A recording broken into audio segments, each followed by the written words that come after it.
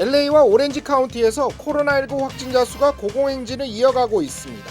게빈 뉴섬 캘리포니아 주지사는 추가 조치를 경고했습니다. 코로나 사태로 올해 독립기념일 연휴 풍경도 바뀌고 있습니다. 여행이나 모임보다는 집에서 시간을 보내겠다는 한인들이 많아졌습니다. 뉴욕주가 캘리포니아주에서 오는 방문자들을 14일 격리 대상에 포함시켰습니다. 위반하면 최고 $10,000의 벌금이 부과됩니다. LA 카운티가 예산 삭감으로 대대적인 감원을 시행하기로 했습니다. LA시는 조기 퇴직 공무원에게 $80,000의 퇴직금을 더 주기로 했습니다. 유럽연합이 한국을 포함한 14개 나라의 여행객들에게 다시 국경을 열기로 했습니다. 대상 국가 가운데 미국은 제외됐습니다. 네, 뉴욕주가 캘리포니아주에서 오는 방문객들을 14일 자가격리 대상에 포함시켰습니다. 자가격리를 위반하면 최고 $10,000의 벌금이 부과된다고 합니다. 관련 소식 잠시 뒤에 전해드리겠습니다. 네, LA 카운티는 2,779명, 오렌지 카운티는 779명. 오늘 추가된 코로나19 확진자 수입니다. 그야말로 고공행진을 이어가고 있습니다. 게빈 뉴섬 캘리포니아 주지사는 내일 추가 조치까지 경고했습니다. 첫 소식 김민우 기자가 보도하겠습니다. LA 카운티에서 하루 새 늘어난 코로나19 확진자는 모두 2,779명. 어제 사상 최고치인 2,900여 명에 이어 계속 고공행진하고 있습니다. LA 카운티는 오는 주말 독립기념일 연휴 동안 카운티 내 모든 해변을 일시 폐쇄시켰습니다. 게빈 뉴섬 캘리포니아 주지사도 확진자 급증에 대한 추가 조치를 경고했습니다. We have seen an increase of the total number of positive cases rather consistently over the course of the last 2 weeks here in the state of California. We've seen a 43% increase in total hospitalizations in the state, a 37% increase over a 2-week period in total number of ICU patients. 뉴섬 주지사는 주점 폐쇄 명령에 이은 후속 조치를 내일 발표할 예정입니다. 오렌지 카운티에서는 오늘 779명의 코로나19 신규 확진자가 발생했습니다. 코로나 팬데믹이 시작된 이후 가장 많은 확진자가 나왔습니다. 최근에는 코로나19 확진율도 9.3%로 높아졌습니다. 확진자가 급증하면서 캘리포니아 주 정부는 오렌지 카운티를 와치리스트에 포함시켰습니다. 3일 동안 와치리스트에 포함되면 해당 카운티 주점들에 대한 영업 정지가 권장되고 2주 동안 지속될 경우 강제 영업 중단이 실시됩니다. 오렌지 카운티 정부는 이미 자체적으로 주점을 폐쇄하는 방안을 검토하고 있습니다. LA에서 SBS 김민우입니다. 네, 최근 코로나19 재확산 우려로 다가오는 독립기념일 계획도 바뀌고 있습니다. 연휴 기간 여행이나 모임을 포기하고 집에 있겠다는 한인들이 많아지고 있습니다. 이사면 기자가 한인사회를 취재했습니다. 올해 독립기념일에는 많은 한인들이 여행이나 모임을 자제하고 가족끼리 시간을 보낼 것으로 보입니다. 독립기념일 연휴에 여행을 포기하는 한인들이 잇따르고 있습니다. 한 여름철에 인기 있는 캠핑도 피하려는 한인들도 적지 않습니다. 모두 코로나19 사태 때문입니다. 가족들하고 캠핑을 가기로 했었는데 저는 계획을 변경하여 갔고요. 우리 집 뒷마당에서 그냥 텐트 하나 치고 가족들하고 맛있는 바베큐 구워서 대화 나누면서 즐거운 시간을 보내기로 계획을 변경하였습니다. 코로나 확진자가 급증하는 상황에서 여행이나 모임을 포기하고 이른바 방콕을 하려는 가족들이 늘어나고 있습니다. 가족끼리만 모여 뒷마당에서 바베큐를 하고 외부 접촉을 피하겠다는 겁니다. 코로나로 독립기념일에 친구를 비롯해 회원 모임도 잇따라 취소되고 있는 실정입니다. 친구들이나 어디 같이 만나서 좀 이렇게 바베큐를 한다든가 아무래도 무슨 이벤트가 좀 있었죠. 저희 가족이 하더라도 아니면 다른 가족들하고 같이 만난다거나 야외 활동을 주로 했던 것 같은데 올해는 그런 계획은 전혀 없고 그냥 가족들끼리 일단 저희 가족끼리 자그마하게 오붓하게 그냥 패밀리 타임 할 것 같습니다. 코로나가 변화시킨 독립기념일 모습. 한인들은 코로나 예방을 위해 가족들과 파티할 계획을 세우며 독립기념일을 준비하고 있습니다. LA에서 SBS 이사면입니다. 코로나19 확산세에 영화관의 재개장도 속속 연기되고 있습니다. AMC와 리걸 시네마 등 대형 극장 체인들은 최근 영화관 개장 날짜를 다시 늦추겠다고 발표했습니다. AMC는 다음 달 30일, 리걸 시네마는 31일로 각각 연기됐습니다. 뮬란과 테넷 등 여름 대작 영화들의 개봉이 미뤄지면서 영화관들도 재개장을 늦춘 것으로 알려졌습니다. 뉴욕 주정부가 오늘부터 캘리포니아주에서 뉴욕을 방문하는 사람들을 격리 조치한다고 발표했습니다. 만약 위반할 경우 $10,000의 벌금도 부과하겠다고 밝혔습니다. 이사명 기자입니다. 캘리포니아에서 뉴욕으로 오는 방문자들은 격리 대상이다. 앤드루 쿠오모 뉴욕 주지사는 캘리포니아에서 뉴욕으로 오는 방문자들은 14일 동안 격리 대상에 들어간다고 밝혔습니다. 쿠오모 주지사는 심각한 코로나 사태로 뉴욕 주민들을 위해 취해진 조치라고 거듭 강조했습니다. 뉴욕과 뉴저지 그리고 커네티컷 주 등이 14일 격리 시행을 공동 발표했습니다. 코로나 안전 기준을 만족시키지 못하는 시민들은 반드시 14일 격리를 거쳐야 합니다. 동부 3개 주들은 최근 7일 평균 인구 10만 명당 10명 이상, 그리고 최근 7일 평균 확진자 비율이 10% 이상으로 나타났습니다. 당초 14일 격리에 포함됐던 주는 플로리다와 텍사스 그리고 유타 등 8개 주였습니다. 현재 캘리포니아를 비롯해 조지아와 아이다호 등 모두 16개 주로 확대됐습니다. 주정부는 14일 격리 조치를 위반할 경우 최고 $10,000의 벌금이 부과될 수 있다고 경고했습니다. SBS 이사면입니다. 네, 오늘 뉴욕 증시는 코로나19 재확산 우려에도 양호하게 나타난 주요 지표에 힘입어 상승 마감했습니다. 오늘 다우존스 지수는 전날보다 0.85% 오른 25,812에 거래를 마쳤습니다. S&P 500 지수는 1.54%, 나스닥 지수는 1.87% 각각 상승했습니다. 경제 재봉쇄에 대한 우려 속에서도 6월 소비자 신뢰 지수 등이 상승하면서 소비 회복에 대한 기대를 높였다는 분석입니다. 네, LA 정부가 지난 2008년 서브프라임 사태 이후 가장 큰 규모의 공무원 감축에 나서기로 했습니다. 심각한 예산난 때문입니다. LA 카운티 정부는 3,000개가 넘는 공무원 직위를 없애기로 했습니다. 이미 공석인 자리가 많은 상황이지만 650여 명의 공무원들이 해고될 예정입니다. 카운티 정부가 예산을 대폭 삭감했기 때문입니다. 코로나19 대응 비용에 쓰인 9억 3천만 달러의 적자에 대처하기 위해서입니다. 카운티 정부의 예산 삭감에 셰리프국도 큰 타격을 받게 됐습니다. 셰리프국 예산은 1억 6천만 달러 상당 줄어들어 450여 명의 직원들이 해고될 거라는 전망입니다. LA 시정부도 재정 위기를 겪고 있습니다. 시의회는 오늘 공무원들의 희망 조기 퇴직안을 승인했습니다. 조기 은퇴를 선택하는 공무원들에게 $80,000에 달하는 퇴직금을 제공하는 방안입니다. 에릭 가세트 LA 시장은 예산 균형을 맞추기 위해 공무원들에게 들어가는 비용을 줄이기로 했다고 밝혔습니다. 자격이 주어지는 시 공무원들은 당장 다음 주부터 퇴직금을 신청할 수 있을 전망입니다.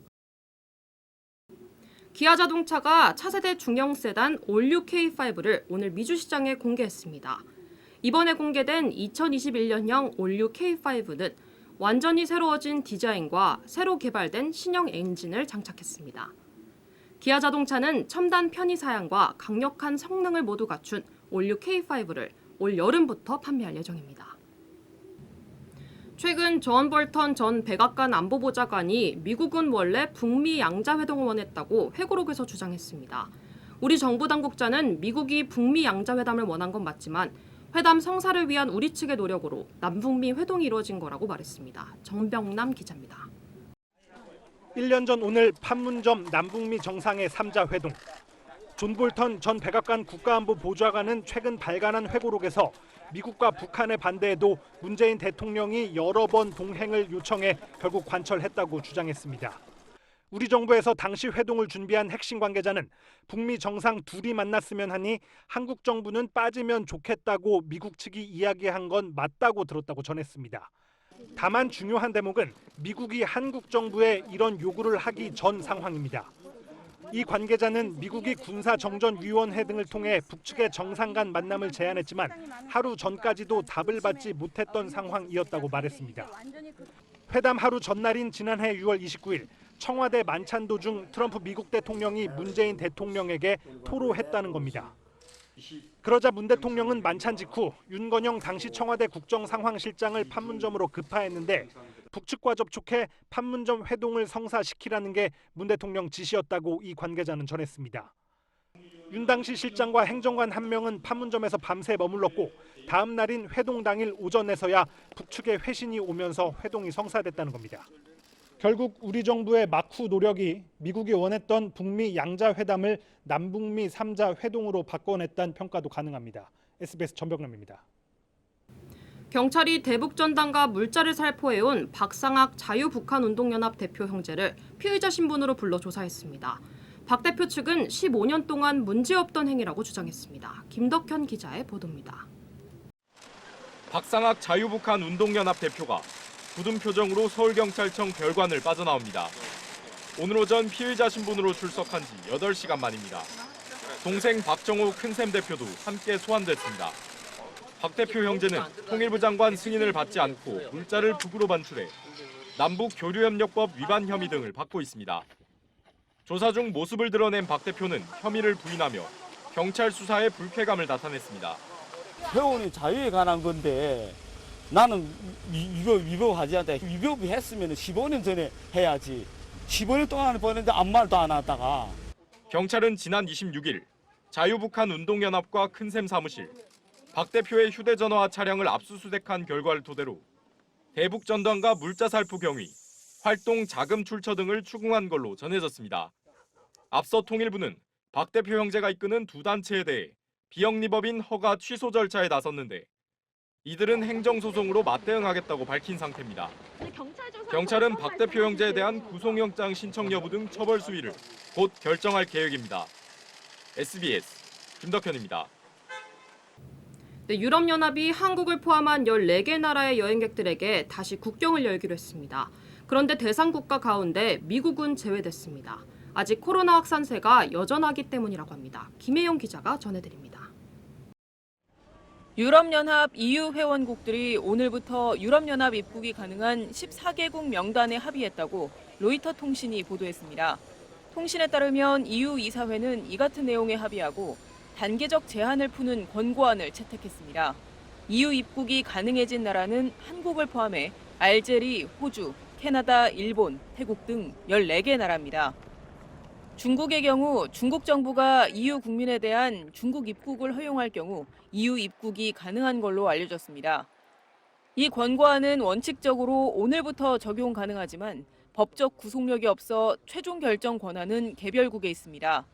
따라서 각 EU 회원국은 한국 등 14개국을 포함해 다른 국민의 입국을 계속 제한하거나 단계적으로 제한을 풀 수도 있습니다. 이들 14개국 명단은 코로나19 상황과 신규 확진자 발생 추세, 대응 기준 등을 고려한 것으로 2주마다 재검토될 예정입니다. 코로나19 확산세가 여전한 미국의 경우 이번 명단에 포함되지 않았는데 최근 관계가 악화된 유럽과 미국 상황이 반영된 것 아니냐는 분석도 나옵니다. SBS 김혜영입니다. 한국 보건당국이 현재 3,000명을 대상으로 몸에 코로나19 항체가 있는지 조사하고 있다고 밝혔습니다. 조사 결과 항체 보유율이 0.1%대로 나왔다고 합니다. 조동찬 의학 전문 기자입니다. 보건당국은 지난 4월부터 6월까지 국민건강영양조사를 통해 우리 국민 1,555명을 대상으로 항체 검사를 진행했다고 밝혔습니다. 여기서 나온 항체 보유율은 0.1%대였습니다. 항체 검사에 참여했던 한 전문가는 첫 번째 시약으로 조사한 결과와 다른 시약으로 조사한 두 번째 결과에 상당한 차이가 있었고 신뢰도가 높은 것으로 추정되는 두 번째 조사에서 항체 보유율이 0.12%대로 나타났다고 설명했습니다. 보건당국은 연령별 보정 작업 등을 거쳐 이르면 다음 주 자세한 결과 분석을 내놓겠다는 입장입니다. 또 서울 구로 지역 대학병원을 통해 1,500명 혈액을 확보해 항체 검사를 추가로 진행 중이며 다음 달부터는 대구 경북 지역 주민 1,000명을 모집해 조사를 하겠다고 밝혔습니다. 항체가 생성되는 군들에 대한 어떤 특성을 파악하는 것도 역학적 의미나 임상적으로 중요할 수 있다고 생각됩니다. 보건당국은 실제로 의미 있는 항체가 보유된 것인지도 확인하겠다는 입장입니다. 특별히 중화항체, 즉 코로나19에 맞서서 싸워 이길 수 있는 항체가 실제로 존재하는지까지도 검사가 아직은 진행 중에 있기 때문에 우리 국민 항체 보유율의 윤곽이 드러나면서 실제 확진자보다 무증상 감염자는 최소 4만 명 정도 더 많을 것으로 추정됩니다. 신종감염병 중앙임상위원회 한 위원은 이는 국내 코로나19 치명률이 훨씬 낮아지는 의미도 있다고 밝혀왔습니다. 코로나19에 대한 과도한 공포를 버리고 고령자나 만성병 환자처럼 고위험군에 대한 관리에 더 집중하는 게 중요하다고 말했습니다. SBS 조동찬입니다. 한국에서는 하루 사이 확진자가 43명 더 늘었습니다. 종교시설을 통해 감염된 사람이 계속 나오고 있고 또 외국에서 코로나19에 걸린 사람도 늘고 있습니다. 박찬범 기자입니다. 종교시설을 중심으로 산발적 지역 감염이 계속 확산하고 있습니다. 서울 왕성교회와 경기 안양 주영광교회 관련 확진자는 꾸준히 늘어 각각 30명, 20명을 넘어섰습니다. 특히 확진자의 직장과 이들이 방문한 복지시설, 어린이집, 학원 등을 통해 다양한 집단이 계속 바이러스에 노출되고 있어 문제입니다. 광주 광륵사 관련 확진자도 14명까지 늘었는데 첫 환자의 감염 경로는 여전히 오리무중입니다. 당부 사항이 철저하게 준수될 수 있도록 종교계 스스로 부단히 노력해 주시기를 거듭 부탁드립니다. 경기의정부의 한 아파트에선 같은 동에 사는 세 가구 6명이 최근 6일 새 잇따라 감염됐습니다. 해당 아파트 최초 확진자인 50대 남성은 쿠팡 이천 물류센터 직원으로 확인됐습니다. 어제는 보건소에 와서 싹 하고 가더라고요. 그래서 오늘도 뭐가 미비했는지 차고지 주차장, 지하 주차장 거기 방역하고 가더라고요. 전 세계적으로 코로나19가 확산하며 해외 체류하는 한국인에 대한 감염 우려도 커지고 있습니다. 하나건설 협력업체 직원인 60대 남성이 지난 28일 이라크 현지에서 폐 관련 질환으로 숨지자 하나 측은 공사를 일단 중단하고 최소 인력만 남긴 채 한국인 근로자들을 귀국시키기로 했습니다. 코로나19 관련성에 대해선 현지 조사가 진행 중입니다. 인도네시아에서도 40대 한국인 남성이 코로나19 확진자인 현지 직장 동료와 접촉한 뒤 감염돼 치료를 받고 있습니다. SBS 박찬범입니다. 코로나19가 대체 언제 끝날지 모르는 상황에서 이번에는 돼지 독감 바이러스가 중국에서 발견됐습니다. 사람이 감염될 수도 있고 전염될 수도 있다고 합니다. 이 소식은 남주영 기자입니다. 중국 질병통제예방센터를 포함한 중국 연구팀이 2011년부터 2018년 사이 중국 10개 지역 돼지 약 3만 마리를 조사했습니다.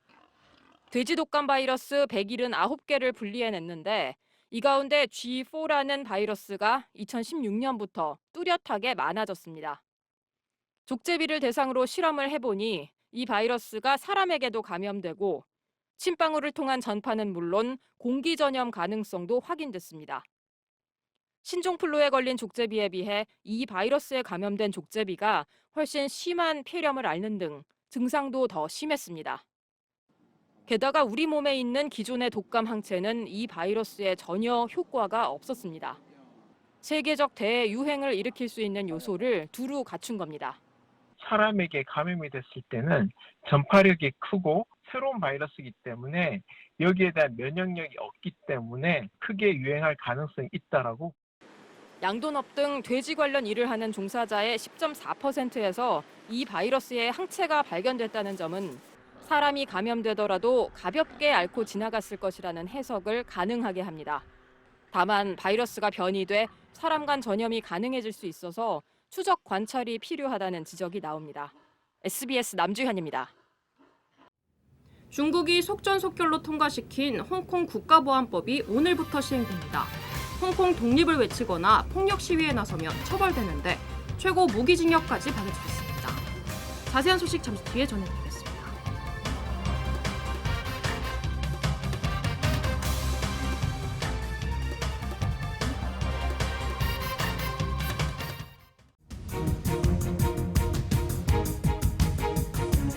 위협 신고 전화를 받고 출동한 시간은 무차별 방지 어느 때보다 높은 상황입니다.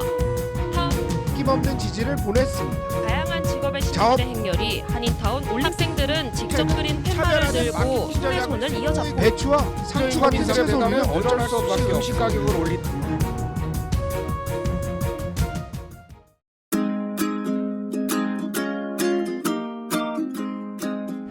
요즘 엄마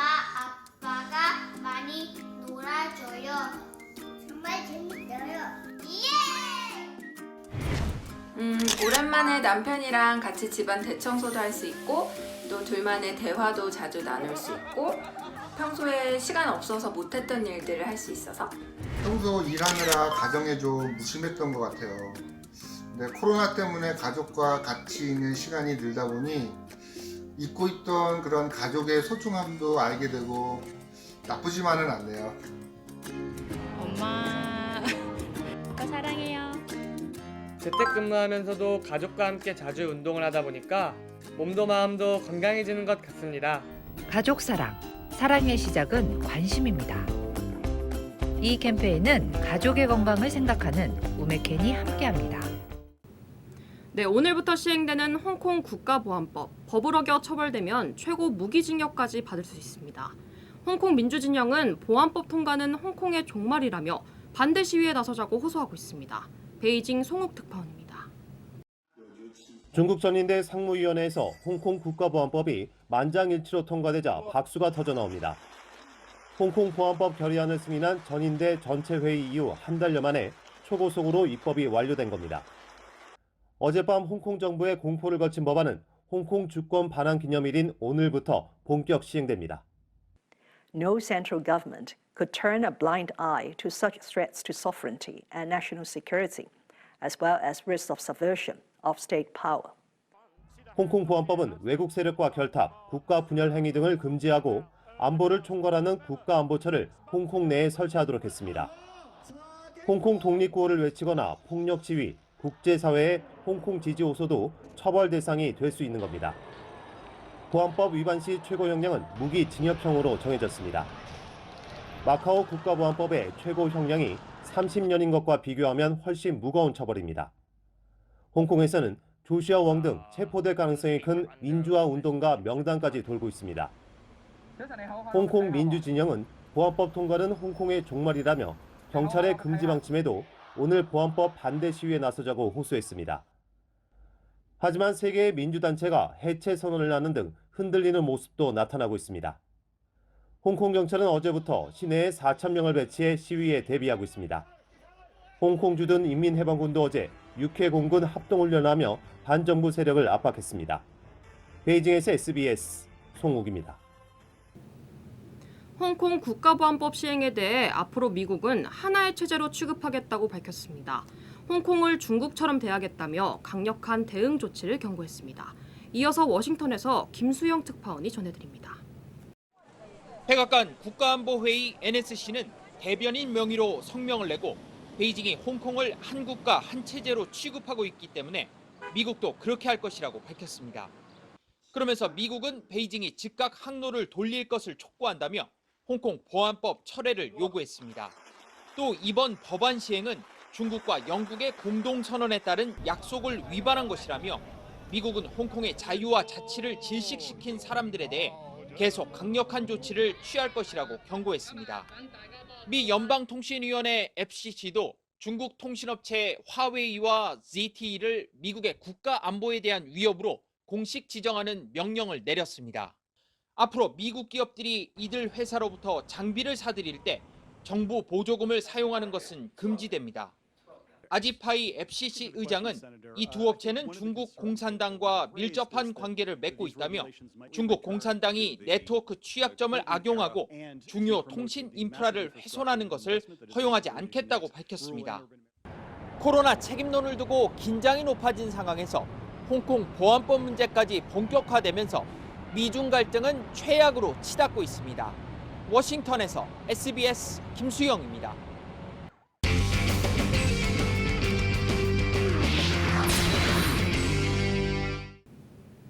시즌 준비에 돌입한 류현진 투수가 일단 플로리다에서 훈련을 시작한 뒤 전세기를 타고 토론토로 이동할 전망입니다. 김윤상 아나운서입니다. 토론토 구단은 당초 모레 토론토로 이동해 홈 구장에서 시즌 준비에 들어갈 예정이었지만 급히 계획을 변경해 플로리다 스프링 캠프 훈련장에서 선수단을 소집한다고 현지 취재진에게 공지했습니다. 류현진은 가족과 함께 코로나 검진을 받는 등 토론토로 이동할 준비를 마쳤지만 당분간 플로리다에 더 머물게 됐습니다. 토론토 구단은 일단 플로리다에서 훈련을 시작한 뒤 캐나다 정부의 허가가 떨어지면 전세기를 타고 토론토로 이동할 계획입니다. 지난 주말 한국 프로야구에서는 이순철 해설위원의 아들 이성곤 선수가 단연 화제였습니다. 이성훈 기자가 직접 만나봤습니다. 데뷔 7년 만에 터뜨린 첫 홈런을 시작으로 생애 첫 4번 타자 출전까지 이성곤에게 지난 주말은 지금도 꿈처럼 느껴집니다.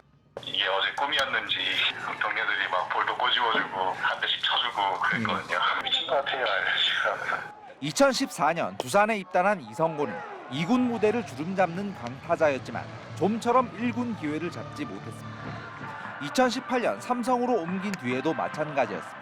타자가 자신감이 완전히 떨어져가지고 이성곤 선수는 다 늦는단 말이에요.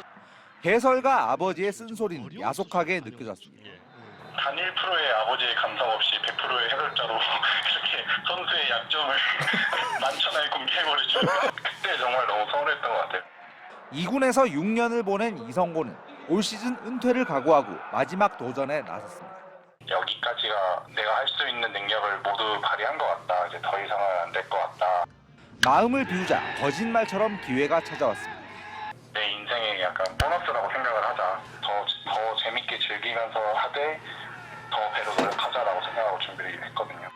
은퇴 기로에서 반전 드라마를 쓰기 시작한 이성곤은 이제 프로의 맛을 알겠다고 말합니다. 며칠 잘했는데 야구 팬들도 되게 재밌어 하시더라고요. 그게 프로야구 선수가 해야 되는 일이 아닌가. 앞으로도 야구 팬들이 모두 좋아하는 플레이를 할 수 있게 더 노력하겠습니다. SBS 이성훈입니다.